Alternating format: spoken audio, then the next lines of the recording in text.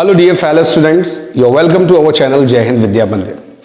आज हम 10th mathematics का काफ़ी इंपॉर्टेंट चैप्टर पढ़ने वाले हैं जो है ट्रिग्नोमेट्री।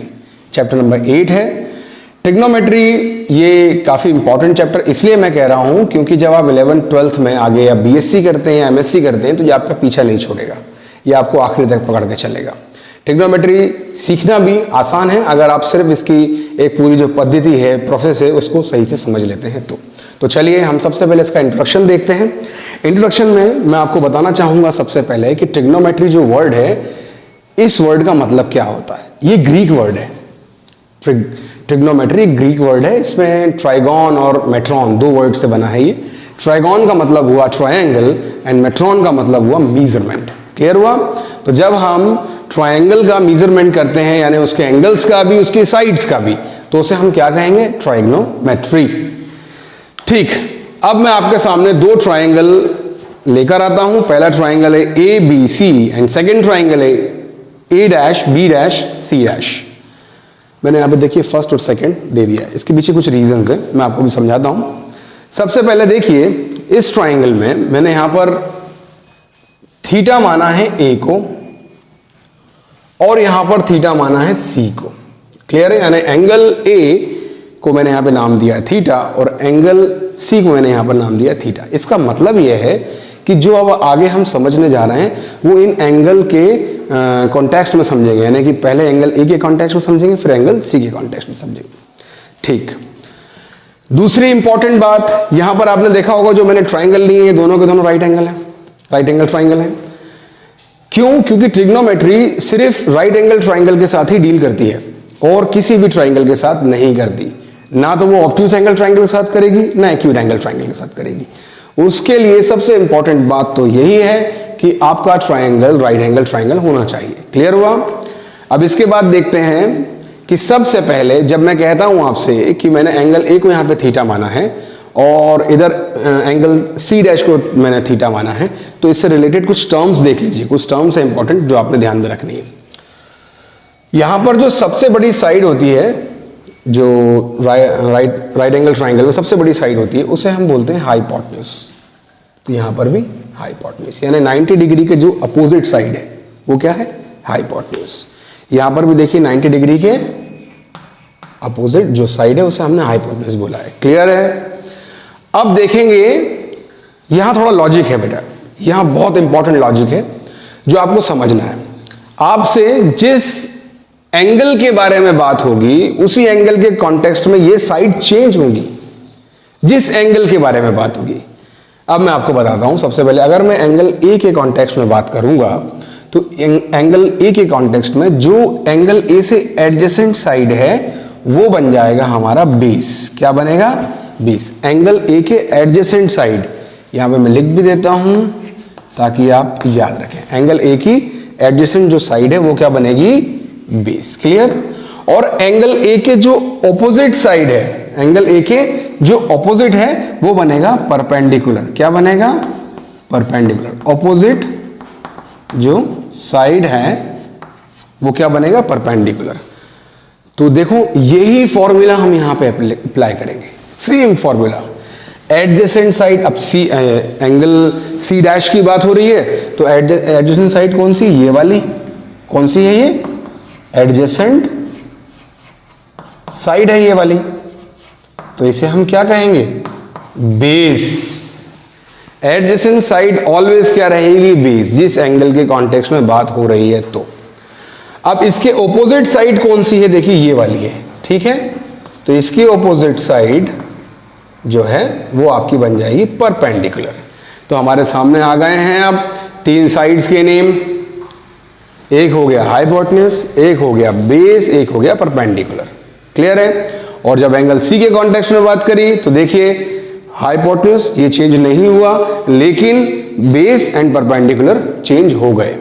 तो और फर्स्ट जो एक्सरसाइज आप करेंगे उस एक्सरसाइज में आपको सबसे ज्यादा क्वेश्चन इसी से रिलेटेड मिलेंगे। अब हम इसके आगे ट्रिग्नोमेट्रिकल रेशियोज को देखते हैं।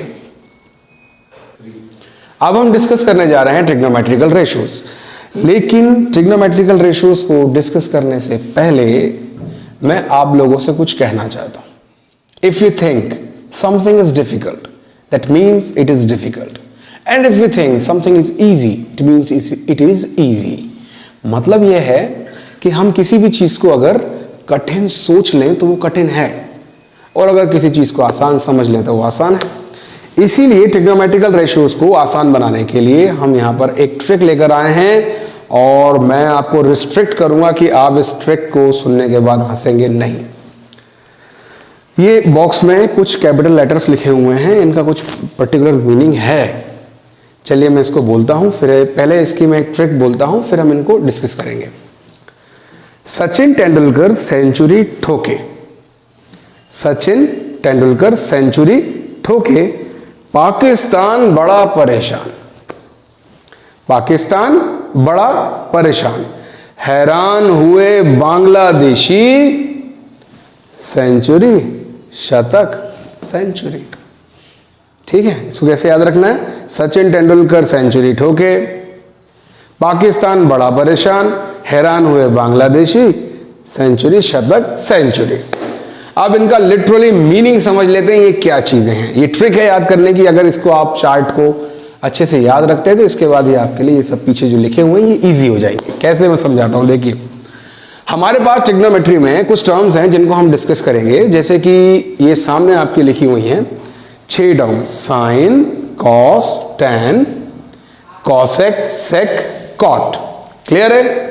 Sign, cos, tan, cosec, sec, cot, ये 6 टर्म्स हमने डिस्कस करनी है, या ये 6 टर्म्स के साथ ट्रिग्नोमेट्री डील करती है। इसीलिए यहां पर उससे रिलेटेड चीजों को याद रखने के लिए हमने एक ट्रिक बनाई है। सबसे पहले देखिए यहां पर लिखा हुआ है एस, विच मीन्स साइन। उसके बाद अपोजिट में अगर आप देखेंगे उस तरफ, तो साइन के जस्ट अभी ये वाला पोर्शन ना हम लोग थोड़ी देर बाद डिस्कस करेंगे। पहले आप थोड़ा सा इन रेशो से रिलेटेड देख लीजिए, इस पोर्शन को हम बाद में डिस्कस करेंगे। क्लियर है? तो देखिए ये एस लिखा हुआ है, S stands for sine and C stands for cosec. Similarly ये वाला जो सी है, ये सी इसका मतलब है कॉस, और this S stands for sec. Clear? T, यहां पर टी का मतलब टैन है, और this C stands for cot. Clear? एक जो इंपॉर्टेंट चीज और मैं आपको बताने वाला हूं कि साइन के रेसिप्रोकल कॉसेक है, कॉस का रेसिप्रोकल सेक है, और टैन का रेसिप्रोकल कॉट है। अब आप बालक तो है नहीं कि मुझे आपको ये भी बताना पड़े कि ये कॉसेक का रेसिप्रोकल साइन है। जब साइन का रेसिप्रोकल कॉसेक है तो कॉसेक का रेसिप्रोकल साइन तो हो गई। ये तो बहुत इजी चीज है। इसे याद कैसे रखेंगे? देखिए साइन थीटा, यहाँ पे थीटा हमने किसे लिया? इसको, तो यहाँ पर हमारा बेस ये हो गया। ये लास्ट में अभी पीछे मैंने आपको समझाया था ये चीज, ध्यान से देखिए। साइन थीटा का रेसिप्रोकल हो गया 1 कॉसेक थीटा। क्लियर है? साइन थीटा का reciprocal 1 cosec theta, cos theta का रेसिप्रोकल 1 सेक थीटा, और टेन थीटा का रेसिप्रोकल 1 कॉट थीटा। इसको ऐसे समझिए, साइन थीटा का reciprocal cosec theta, cos theta का रेसिप्रोकल जो हो गया वो है सेक थीटा, और टेन थीटा का रेसिप्रोकल हो गया कॉट थीटा। सिमिलरली यहां पर देखिए कॉसेक थीटा का reciprocal 1 sine theta, sec theta का रेसिप्रोकल 1 कॉस थीटा, और कॉट थीटा का रेसिप्रोकल 1 टेन थीटा। लेकिन इसमें बीच में देखिए कुछ एक्स्ट्रा चीज भी लिखी हुई है, और ये बहुत इंपॉर्टेंट है क्योंकि कई क्वेश्चंस के कॉन्सेप्ट में ये रहता है। इससे आप बहुत सारे क्वेश्चंस को सॉल्व भी करते हैं। देखिए यहां पर sine theta equal to 1 cosec लिखा हुआ है। अभी यहां पर अगर मैं कहूं आपसे कि 1 के रिलेटेड कॉसेक क्या है, तो आप कहेंगे डिवाइड में है। अब इस कॉसेक को अगर मैं यहां पे ट्रांसपोर्ट करूंगा साइन के पास, तो ये डिवाइड में है, तो वहां जाकर क्या में चला जाएगा? मल्टीप्लाई में। तो देखिए sine theta multiplication with cosec theta. Clear है? Sine theta cosec theta equal to 1। क्यों? ये रहा 1।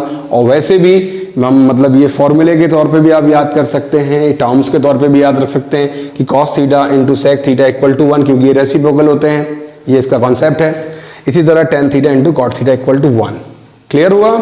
इसके बाद देखिए आप यहां से भी देख सकते हैं sine theta into cosec theta equal to 1, cosec theta into sine theta equal to 1, फिर देखिए cos theta into sec theta equal to 1, sec theta equal to cos theta equal to 1, tan theta into cot theta equal to 1, और cot theta equal to tan theta equal to 1। इसके बाद हम अब पढ़ेंगे identities.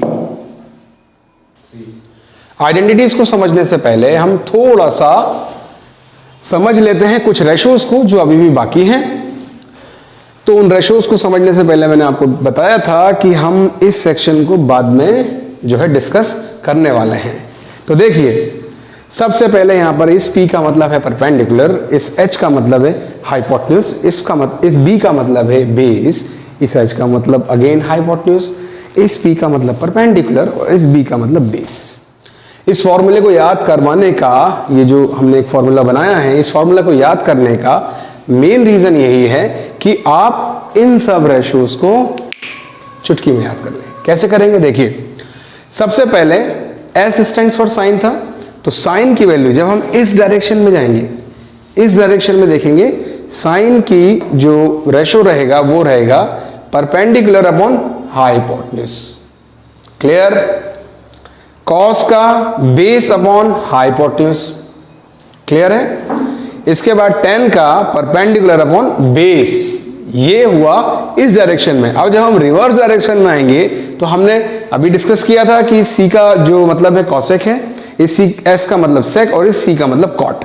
अब हम इधर से रिवर्स डायरेक्शन में देखेंगे तो कॉसेक की वैल्यू हो जाएगी एच यानी कि हाइपोटेन्यूज अपॉन परपेंडिकुलर, सेक की वैल्यू हो जाएगी हाइपोटेन्यूज अपॉन बेस और कॉट की वैल्यू हो जाएगी बेस अपॉन परपेंडिकुलर। ठीक है, इसको यहां पर समझ लीजिए, साइन थीटा की वैल्यू है परपेंडिकुलर अपॉन हाइपोटेन्यूज, या रेशो है।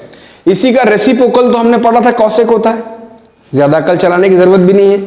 यानी इसका रेसिप्रोकल है तो इसको हम क्या करेंगे, रेसिप्रोकल कर देंगे, यानी h upon P, p upon h will become h upon p for cosec theta. ठीक है, अब देखिए cos theta, what is the ratio of cos theta, b upon h, b upon h। अब देखेंगे सेक क्या होता है, उसका रेसिप्रोकल होता है, तो क्या हो गया सेक का ratio h upon b। Clear? अब देखिए टेन थीटा का रेशो है p अपॉन b यानी परपेंडिकुलर अपॉन बेस, और उसी का रेसिप्रोकल है कॉट। तो कॉट जब रेसिप्रोकल है तो वैल्यू भी तो शिफ्ट होगी ना, तो क्या हो गया बेस अपॉन परपेंडिकुलर। यहां पर क्या था परपेंडिकुलर अपॉन बेस और यहां पर हो गया बेस अपॉन परपेंडिकुलर। अगर आपको ये चार्ट याद है या ये फॉर्मूला याद है या ये ट्रिक याद है तो आप दिमाग में डाल लीजिए कि आप ये कभी नहीं भूलेंगे। इसको नोटबुक पर लिखते ही आपको तत्काल याद आ जाएगा कि ये सब रेशोज कैसे जमने हैं। दूसरा, जितने भी रेशोज एंड आइडेंटिटीज हम यहाँ पे लिख रहे हैं ये सारी की सारी आपको अपने नोटबुक में राइट डाउन करना है। क्यों? क्योंकि अगर हमने लिख कर नहीं रखा हुआ है तो वो चीज काम की नहीं रहती। ठीक है, ब्रेन एक्सरसाइज मांगता है, क्योंकि अगर ब्रेन से लगातार एक्सरसाइज नहीं हो तो वो भूल जाता है चीजों। ठीक, अब यहां पर कुछ आइडेंटिटीज हैं जिन्हें हम अगले वीडियो में सॉल्व करेंगे या इनको जनरेट करना आपको सिखाएंगे कि ये जनरेट कैसे होती हैं। कुछ आइडेंटिटीज और यहाँ पे लिखी हुई हैं, तो इनको भी आप अपनी नोटबुक में राइट डाउन कर लीजिए। वो इस तरह है कुछ, sine square theta plus cos square theta which is equal to 1 sine square theta. अब ये कॉस स्क्वायर थीटा को उस तरफ ट्रांसपोर्ट करेंगे तो यहाँ प्लस का है तो वहां जाके माइनस का हो गया, तो क्या हुआ sine square theta equal to 1 minus cos square theta. Clear है? सिमिलरली अब अगर हम साइन स्क्वायर थीटा को ट्रांसपोर्ट कर दें तो कॉस स्क्वायर थीटा, ये साइन स्क्वायर थीटा वहां जाएगा तो cos square theta which is equal to 1 minus sine square theta. Similarly यहां पर भी कुछ आइडेंटिटीज लिखी हुई हैं, ये सब जनरेट करना हम सीखेंगे, ये ध्यान रखिए, जनरेट करना हम सीखेंगे। इन्हें क्या मतलब ये क्यों है क्या है ये सब हम सीखेंगे। 1 plus tan square theta which is equal to sec square theta. तो फिर से हम ट्रांसपोर्टेशन करेंगे किसका, अगर हम 1 को अगर उस तरफ भेज दें सेक स्क्वायर थीटा के पास तो देखिए वो माइनस का हो जाता है, sec square theta minus 1 which is equal to tan square theta. Clear है? इसी तरह 1 plus cot square theta which is equal to cosec square theta, we will shift 1 again and cosec square theta minus 1, क्योंकि 1 क्या है positive है, यहां पर आके नेगेटिव हो गया, तो यहां पर हुआ cosec square theta minus 1 equal to cot square theta. यहां पर ट्रिग्नोमेट्री के एक रेशो और है जो मैं आपके साथ डिस्कस करना चाहूंगा और ये काफी इंपॉर्टेंट भी है, ये काफी क्वेश्चंस का बेसिक कॉन्सेप्ट भी है। Tan theta which is equal to sine theta upon cos theta. ठीक, ये आपको याद रखना है, tan theta which is equal to sine theta upon cos theta. अब कॉट थीटा रेसिप्रोकल होता ही है, हम जानते ही हैं, कॉट थीटा का रेसिप्रोकल है टेन थीटा का, तो इसको भी अपोजिट कर देंगे, यानी कॉस थीटा ऊपर जाएगा साइन थीटा नीचे आएगा, तो क्या हो गया cot theta equal to cos theta upon sine theta. यहां पर हमने ट्रिग्नोमेट्री के रेशियोज और आइडेंटिटीज डिस्कस कर लिए हैं। इसके अगले वीडियो में हम आपको सिखाएंगे आइडेंटिटीज को जनरेट करना। मिलते हैं अगले वीडियो।